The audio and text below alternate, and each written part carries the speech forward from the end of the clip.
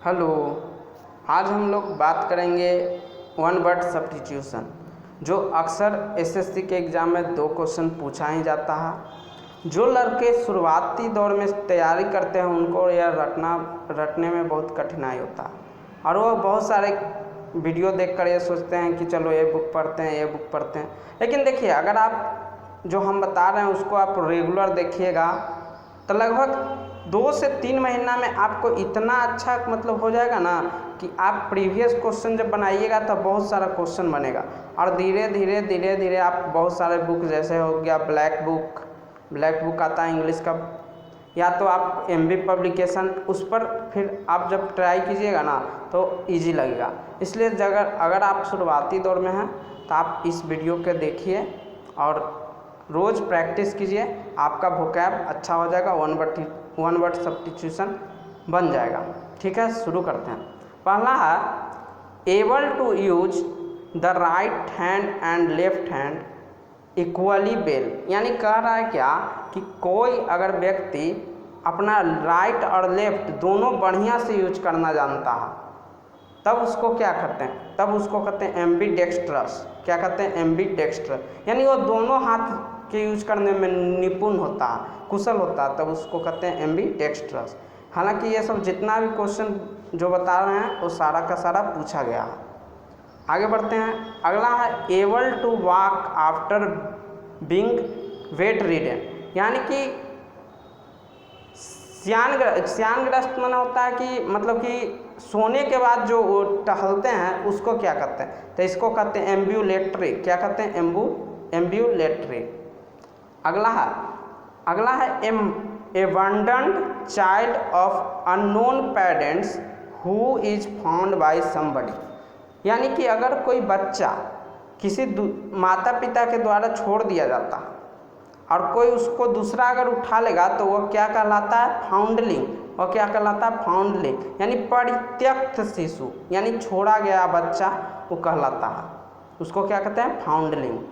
अगला है एबंडमेंट of once country और काउ, यानी कि अगर कोई अपना देश का त्याग करके भाग जाता है, कहता है कि यह देश मेरे लिए नहीं है, तब उसको कहते हैं डेजर्शन। क्या कहते हैं? डेजर्शन, जिसको हिंदी में कहते हैं परित्याग, यानी त्याग देना। अगला abnormal growth in some part of the body, यानी एबनॉर्मल माने होता है नॉर्मल नहीं होता है।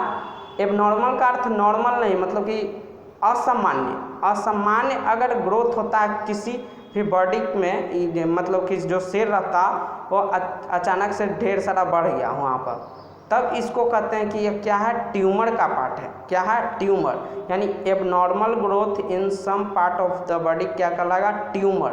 क्या कहलाएगा? ट्यूमर। आगे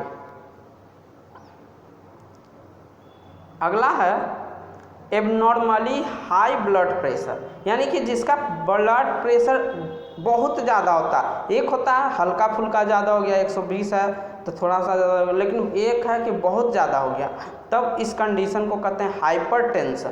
क्या कहता है? हाइपरटेंशन है। लेकिन अगर किसी का ब्लड प्रेशर लो है और लो से भी बहुत लो है तो उसको कहते हैं हाइपोटेंशन। क्या कहते हैं? हाइपोटेंशन। ज़्यादा रहेगा तो हाइपरटेंशन, कम रहेगा ज़्यादा तो हाइपोटेंशन। Hypertension, hypotension. ठीक। आगे एक है absence of government in a country, यानी किसी कंट्री में, किसी देश में अगर गवर्नमेंट नहीं है, यानी किसी तरह से मतलब वहाँ पर सरकार गिर गया, कोई सरकार चलाने वाला नहीं है, तो इस स्थिति में कहते हैं कि वहाँ क्या है? अराजकता है। अराजकता के इंग्लिश में कहते हैं एनार्सी, यानी कि अगर किसी देश में सरकार गिर जाती है, वहाँ कोई सरकार नहीं रहेगी, तो इस स्थिति को क्या कहें? एनार्ची। क्या कहेंगे? एनार्ची। आगे बढ़ते हैं। अगला है एबसेंस ऑफ वेराइटी, यानी वेराइटी में होता है विविधता। अब विविधता का कमी क्या कहलाता है? मोनोटोनी। क्या कहलाता है? मोनोटोनी।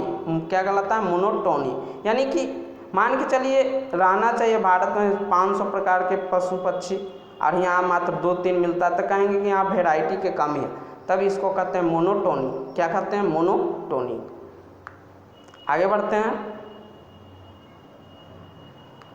अगला है एब्सोल्यूट राइट। एब्सोल्यूट राइट का मतलब होता है जो हमारा अधिकार है, एकदम जो अधिकार में रहा, तो उसको क्या कहते हैं? प्रीरोगेटिव। प्रीरोगेटिव मतलब विशेष अधिकार। जैसे हम सब के मिला है, जैसे कि राष्ट्रपति को कुछ विशेषाधिकार होता, जो रहता सर्वोच्च न्यायालय से वो परामर्श ले सकता है, उसका बात को मान भी सकता है और नहीं मान सकता।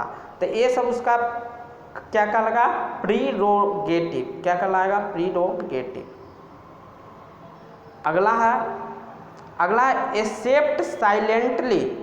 एक्सेप्ट साइलेंटली और विदाउट प्रोटेस्ट, यानी किसी बात को बिना विरोध किए हुए चुपचाप से एक्सेप्ट कर लेना क्या कहलाता? एक्विंस। एक्विंस क्या कहलाता? एक्विंस। एक्विंस माने होता है चुपचाप मान लेना बिना विरोध किए हुए, यह क्या कहलाता है? एक्विंस। अगला है अकॉर्डिंग टू कस्टम, यानी धर्म के रीति के अनुसार। जैसे मान के चलिए कहीं विवाह होता, रीति के अनुसार होता, तब इसको कहते हैं कस्टमरी।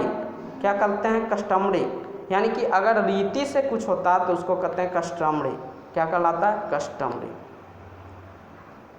अगला है according to sequence of time, यानी टाइम का सीक्वेंस। जैसे मान के चलते हैं, पहला कहेगा कि आपको सजाइए, 5 को वंश दे देगा और कहेगा इसको जो सही क्रम है उसको सजाइए। एक दे देगा मुगल वंश, एक देगा गुलाम वंश, एक देगा खिलजी वंश, तुगलक वंश। तो इसमें सबसे पहले कौन आया? सबसे पहले आया था गुलाम वंश, उसके बाद खिलजी वंश, उसके बाद मुगल वंश। तो ये जो क्रम है एक तरह से इस सीक्वेंस में है, तब इसी को इंग्लिश में कहते हैं क्रोनोलॉजिकल। क्या कहते हैं? क्रोनोलॉजिकल। तो देखिए आज इतना ही था OWS। आप डेली इसको प्रैक्टिस करिए। देखिए अगर आप एक ही बार में 50-60 रटने लगिएगा तो नहीं याद होगा, इसलिए अगर आप शुरुआती दौर में हैं तो 10 से 12-15 क्वेश्चन डेली हार्डली याद कर सकते हैं। इससे ज़्यादा आपको दिक्कत होने लगेगा, इसलिए आप रोज़ 10 का प्रैक्टिस कीजिए, 10 से 12 क्वेश्चन, और उसके बाद उसको रिवीजन भी किया कीजिए। इससे क्या होगा? धीरे धीरे आपका इम्प्रूवमेंट होना शुरू हो जाएगा, और धीरे धीरे जब 2 से 3 मंथ आप इस पर प्रैक्टिस कर दीजिएगा, तब फिर आपका क्वेश्चन सोल्व होने लगेगा। ठीक है, अब अगले वीडियो में आगे बात करेंगे। ओके।